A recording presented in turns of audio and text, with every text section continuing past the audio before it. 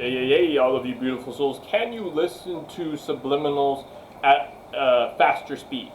For example, times 1.25 times 1.5. Because if you go to the bottom, I'm laughing because some of you are going to speed me up.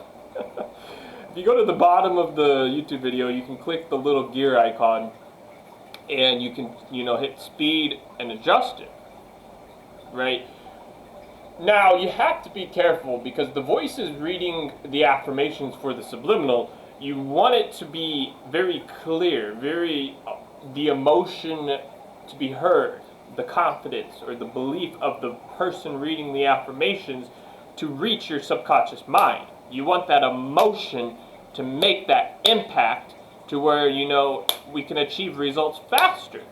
Now, if you start speeding up affirmations, too fast, you start to lose that, you start to lose that emotion because you're talking so fast. You start to lose that emotion. So it's necessary to slow down the affirmations to where you can feel the emotion. So me myself, I don't ever go past 1.25, maybe 1.4, depending on the subliminal. And by that I mean sometimes for example, let's say.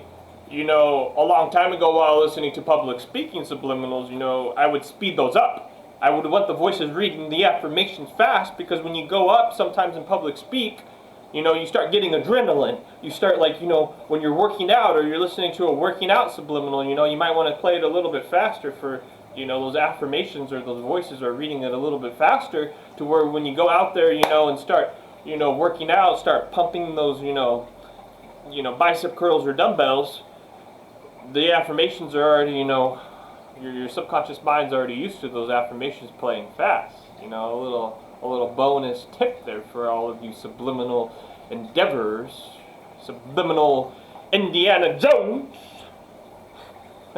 Do my best to make these videos a little entertaining, even though they're educational. You all have a beautiful day. You all have a beautiful day. You all have a beautiful day.